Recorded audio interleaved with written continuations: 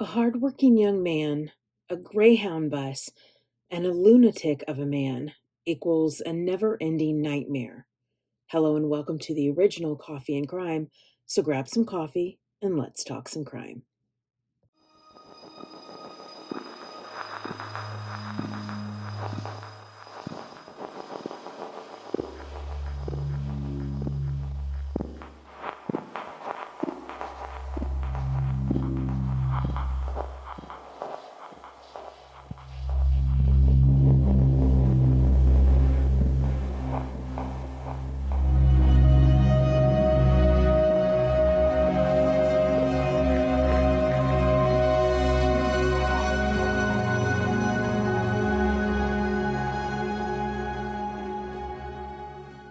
You're at a carnival, walking up and down the midway with your lemon shake-up and corn dog when you hear the distant shouts of a man.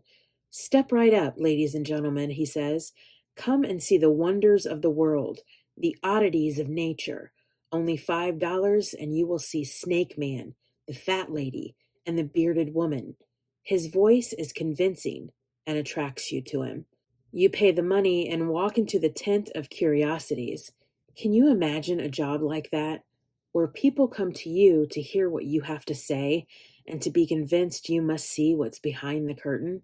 22-year-old Tim McLean was that shouting man, or better known as a carnival barker. He had just finished working at a fair in Edmonton, Alberta, and was on his way home to Winnipeg, Manitoba. He boarded a Greyhound bus on July 30th, 2008, for his trip home, sitting at the rear of the bus, one row ahead of the restroom. The Greyhound bus number 1170 departed Edmonton heading to Winnipeg. In Erickson, Manitoba, a new passenger climbed aboard. His name was Vincent Lee, a man in his 40s. Vincent was previously seen on July 29th around 6 p.m., getting off another bus with 3 pieces of luggage. He stayed on a bench that night next to a grocery store.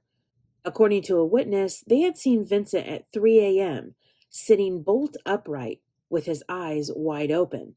And on the morning of July 30th, on that same bench, Vincent sold his laptop to a 15-year-old boy for $60. Police would later find and seize the laptop, which contained 20 individual resumes applying for jobs in differing fields, including fast food restaurants, convenience stores, IT departments, and even the Royal Canadian Mounted Police. There was also an undated and unsent message addressed to either a family member or a friend in China. Vincent wrote that he enjoyed living in Canada, but that he missed home and that Canada was not as he expected. At first, when Vincent got on the bus, he sat near the front. Then he moved to sit next to Tim after a scheduled stop in Brandon. This didn't seem to faze Tim, who barely acknowledged Vincent, which had fallen asleep with headphones covering his ears.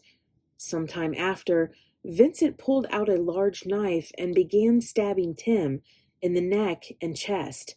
Hearing the assault, the bus driver pulled to the side of the road and fled the vehicle with the other passengers. It was witnessed that the driver and 2 other men tried to rescue Tim, but were chased away by Vincent, who slashed at them from behind the locked bus doors. What comes next is horrific and a living nightmare. Vincent would decapitate Tim and display his head to the passengers who were outside of the bus. He then began severing other parts of Tim's body and consuming his flesh. This went on for hours. The Royal Canadian Mounted Police received a call at 8:30 p.m. about a stabbing and arrived at the scene. It was chaotic, to say the least. The bus driver, another passenger, and a truck driver had somehow blocked the door to the bus, preventing Vincent from escaping. They had armed themselves with a crowbar and a hammer for protection. The other passengers were panicked, and some were vomiting due to the grotesque scenes they had witnessed. Vincent even tried to drive the bus in an attempt to escape, but the bus driver engaged the emergency immobilizer, rendering the bus inoperable.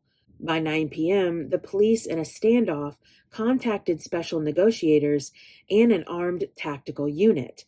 Vincent was seen pacing the length of the bus and continuing to defile Tim's body. Police would watch as Vincent continued to eat Tim and hear him say, "I have to stay on the bus forever."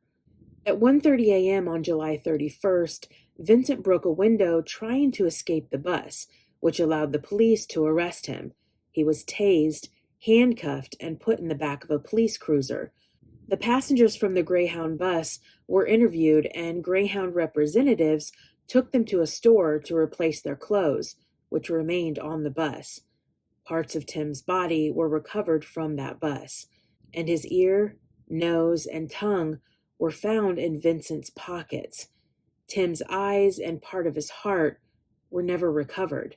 It was presumed that Vincent had eaten them, though he denied this.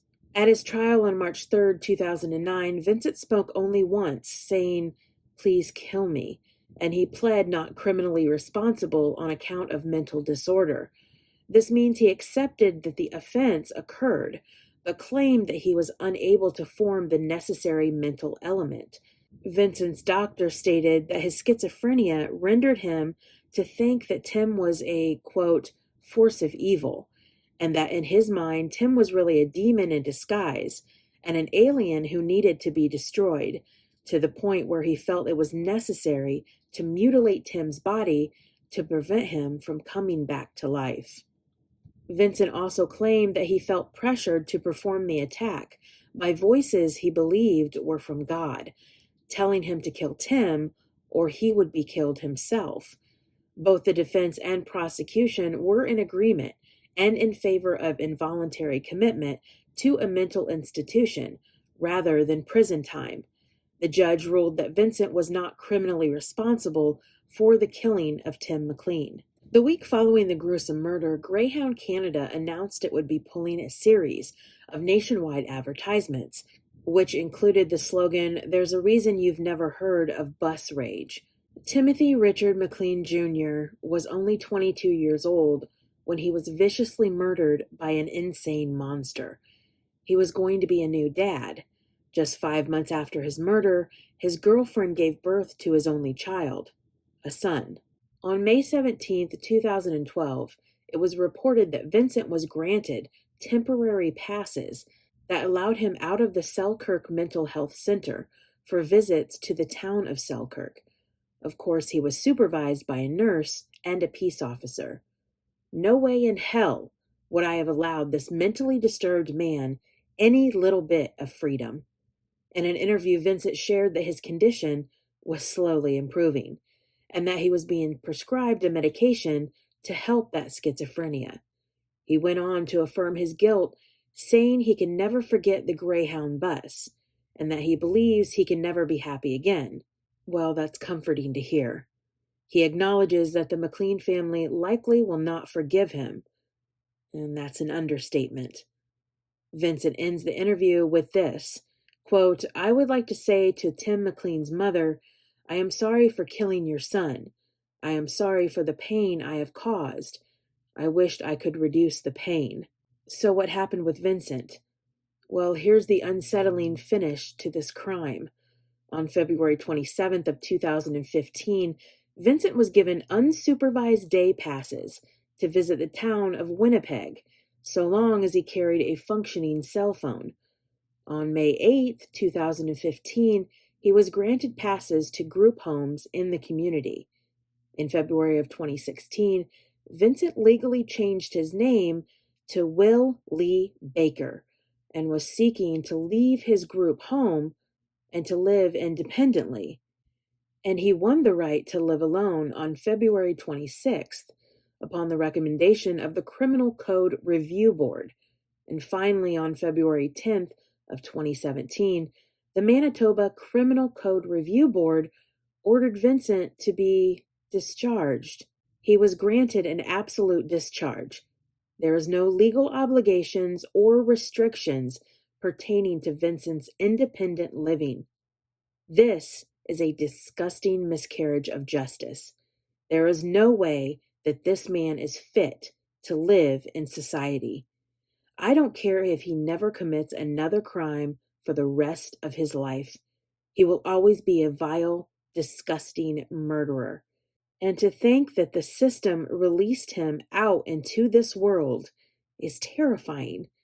Our justice system is broken. He's not rehabilitated. He's just dormant. Maybe this horrific murder was his only murder, but he'll never be truly fixed. He will always be a monster. Thank you for watching the original Coffee and Crime. Join me every Tuesday as I delve into the darker part of our society with another episode of Coffee and Crime. I'll see you next time.